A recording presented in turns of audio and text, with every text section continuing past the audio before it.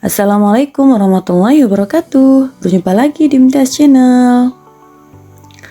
Setiap pasangan yang telah menikah pasti sangat mengharapkan kehadiran seorang anak, karena hadirnya seorang anak menjadi penentu berlangsungnya keturunan mereka atau penerus bagi mereka. Nah, hadirnya seorang anak juga pasti akan melengkapi kebahagiaan dalam rumah tangga setiap pasangan yang baru saja menikah. Pada kenyataannya, ada yang Tuhan berikan dengan begitu mudahnya atau dengan begitu cepatnya.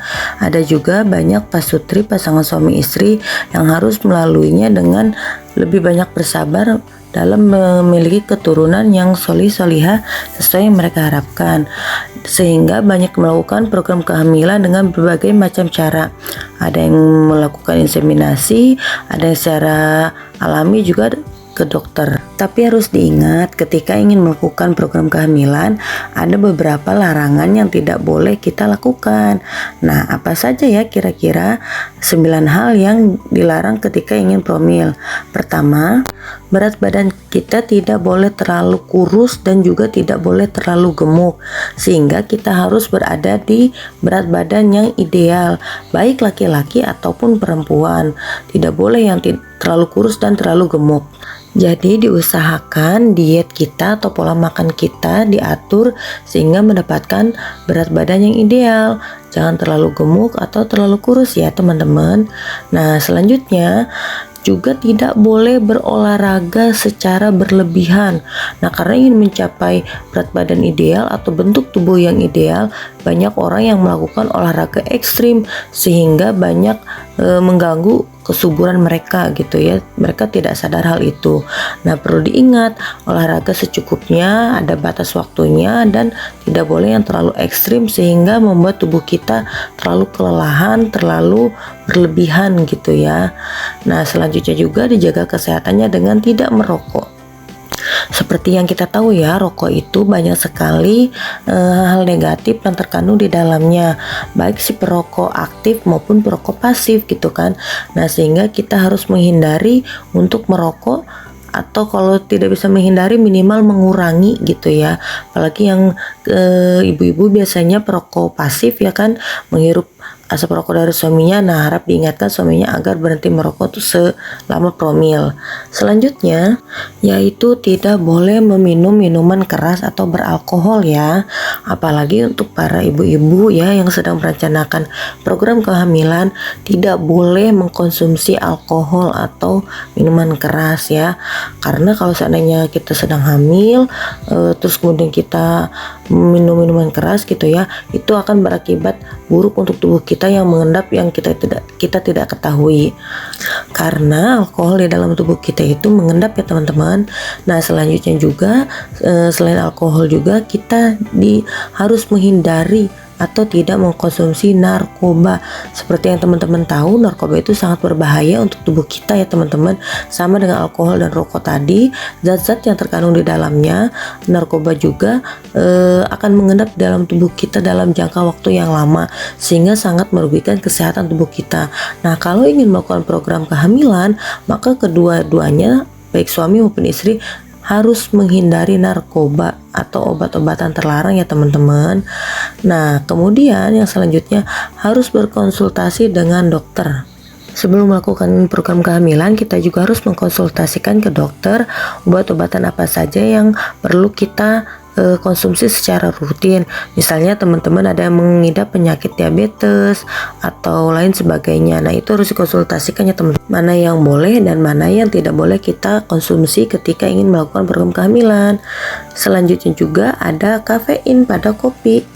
Nah, buat teman-teman yang adiktif terhadap kopi ya, yang mana dalam sehari itu harus 3-5 gelas bahkan lebih gitu ya minum kopi biar cenghar gitu kan, biar melek istilahnya, biar semangat. Nah, itu harus dikurangi ya teman-teman ya.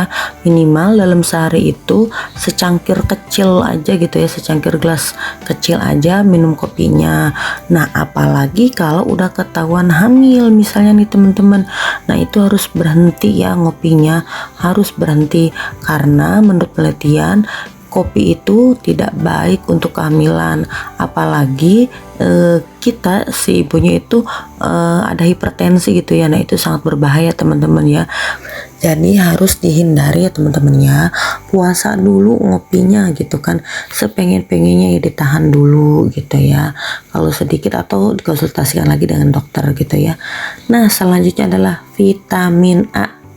Nah, bagi teman-teman yang ingin melakukan program kehamilan juga harus mengetahui ya bahwasanya vitamin A itu ketika melakukan program kehamilan harus dibatasin teman-teman ya.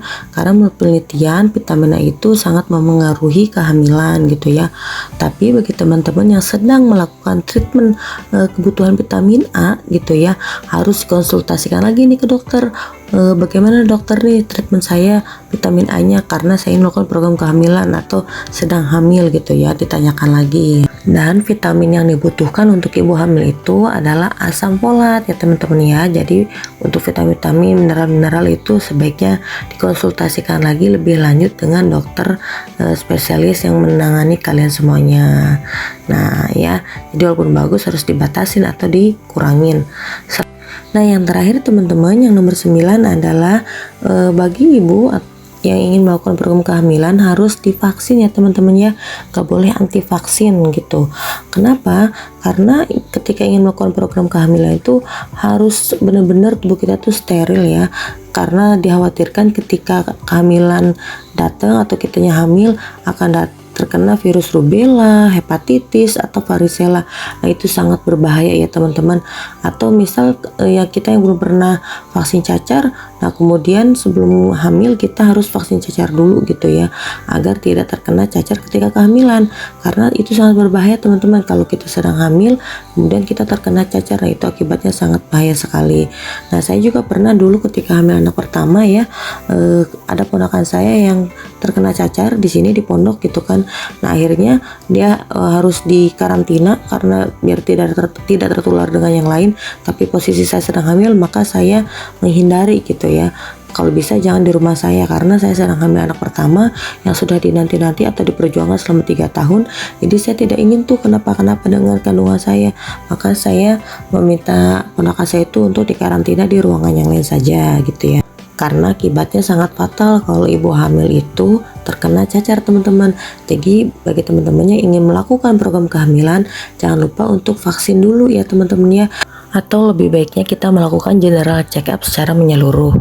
Nah itulah 9 hal yang dilarang ketika kita ingin melakukan program kehamilan ya teman-teman ya. Semoga semua teman-teman yang ingin melakukan program kehamilan atau sekarang sedang melakukan program kehamilan dilancarkan dan dimudahkan dan berhasil mendapatkan garis 2, dan kemudian ketika hamil ya, kehamilannya diberikan kesehatan dan kemudahan oleh Allah Subhanahu wa taala. Salam sehat semuanya, jaga kesehatannya.